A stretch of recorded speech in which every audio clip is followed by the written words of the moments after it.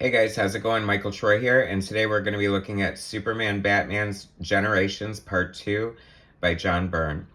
Okay, so this is Generations Part 2. Um, the first one, okay, so basically it's Batman and Superman. I want to say like a Brave and the Bold kind of thing.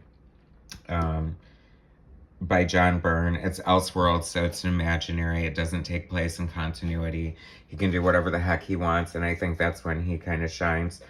So this is what if Superman had and Batman had aged in real time since their inception in 1938. And this is part two. So it starts with 1938, and now this will cover 1975 through 2019. And this is originally came out as a 4-part, 48-page mini-series.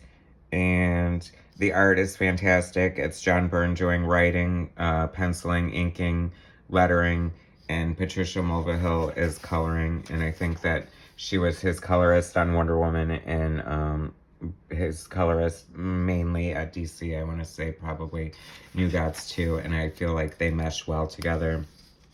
She has a modern enough style without like over rendering it and going crazy with filters and effects. And I think a lot of longtime Byrne fans agree that his art looks better with a flatter color. So much fun stuff. We get like Wonder Woman in her. It's funny, you would think that that's a skirt, but it looks like her culottes, and it should be culottes because that was her first outfit. It's fun. This is just John Byrne like going crazy and having fun. I mean, there you have the Black Hawk in there, and we get a bunch of different, since it takes place over years. There's a really old school looking Batmobile, which is so cool. There's Robin.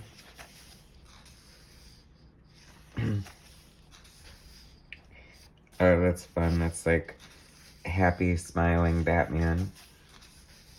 I feel like that's the Batman that John Byrne prefers.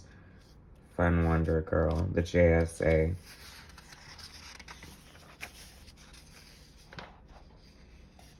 And there's Wonder Woman who's pregnant. I actually own a page of this book.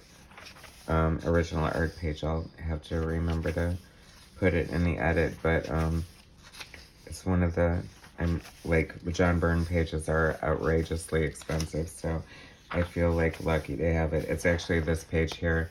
It's pregnant Wonder Woman going into labor, and Etta Candy, my favorite like supporting character, running down the hall to get help.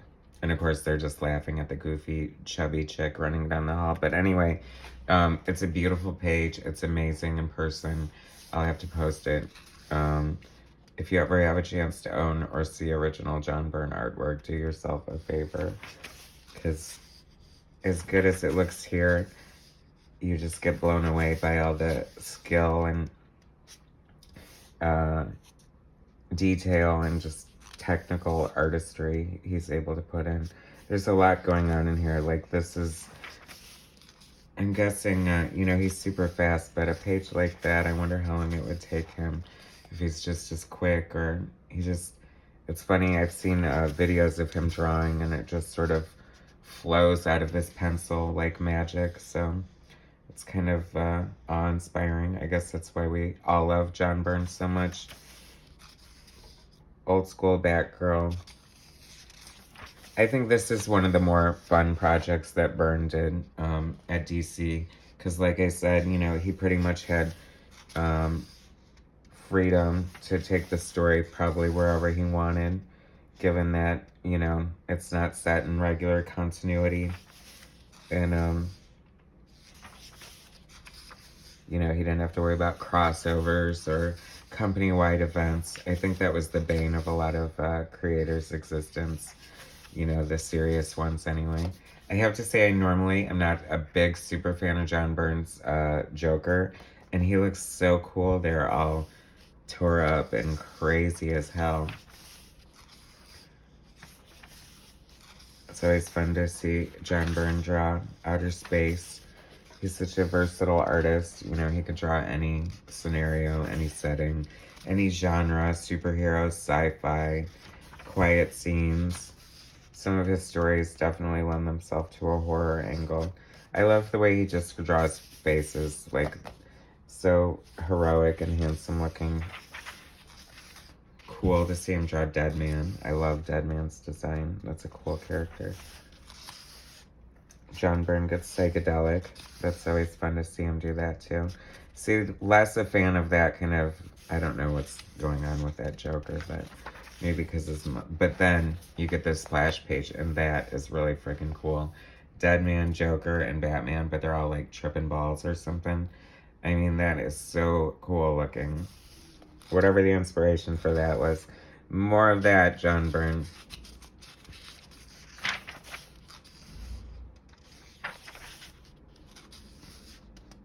It's kind of sad in this generation, so it's like you see characters like Alfred die, and you know, who wants your superheroes to age and life goes on. So next, this is 1986, and is this not like an homage to himself when he was on Superman? Like, very cool to see that. I love that. Although it's interesting to see that however the pacing of the story went was different, because he would have had the different S from the Byrne run on. And then we get Lex Luthor looking particularly wrinkled and lumpy because I guess he's aging in real time. Looking grosser than ever. There's this fun green and purple costume. I love that. I love to see their different like incarnations, the kids and the, you know, different speedsters. This Batman is pretty interesting. I'm guessing is it Dick Grayson or is he too old? It looks very much like Shadowhawk. I know, bite my tongue, but remember Jim Valentino's Shadowhawk? That was a fun book. Do you think Byrne got inspiration from that? Perhaps. Who knows where he gets his inspiration for different things. That's a fun cheetah-looking character. I haven't read this in forever, so I don't remember how she's attached, but it would be cool if she was like Cheetah and Catman's daughter. Why not? Keep it in the feline genus. But anyway, you know, this, I have to say this was at a time when John Byrne was experimenting a lot with his style, but I think he found a good sweet spot here with his inking. It's very lush and pretty, like very smooth lines. I am digging the style. I love that. Typical John Byrne design. That's a great characters in here. So this is part 2, and then they would go on to do like a 12-issue limited series, which also had some great art. I'll have to cover that too, but Sinestro. DC really does have like the most fun looking like superheroes. This is reminding me a lot of his Next Men stuff for Dark Horse. Very, very cool and moody splash page there. Byrne getting all robotic. He does seem to like his robots. His website is byrnerobotics.com. Raj the Robot was one of his first books. He calls himself an art bot if he's just drawing and not writing the story. I like this Nightwing-esque character. So this was such a great series, just a lot of fun. Oh look, old Cyborg, that's awesome. With his gray temples. That is so cool. Pretty sad, like that's the only real body part you have and it ages, but Green Lantern looking super cool in his like more traditional looking costume, which like the Flash, I'm sorry, but ain't broke, don't fix it. That's like the most perfect costume design ever. I think you're never gonna strike lightning, no pun intended, like that twice. So just keep it around in some capacity. 2019, it's supposed to be in the future, and now it's the past. But we have some awesome, like, back school looking Kryptonians here. It's always fun to see John Byrne draw anything like that. Get some Superboy action. This is like just a fun, you know, I don't know. This would be a great cartoon series. I wonder why they haven't jumped on that, especially trying to emulate Byrne's style. That would be a lot of fun. So anyway, this is Generations Part 2. There's also Part 3 and Part 1, of course, available. It's an alternate view look at superheroes if Batman and Superman had aged in real time in the generations that go through. And that was a lot of fun. Anyway, so that's one of John Byrne's cooler books for DC. And please subscribe to my channel, hit like, and I'll bring you some more content later. All right, thanks, guys.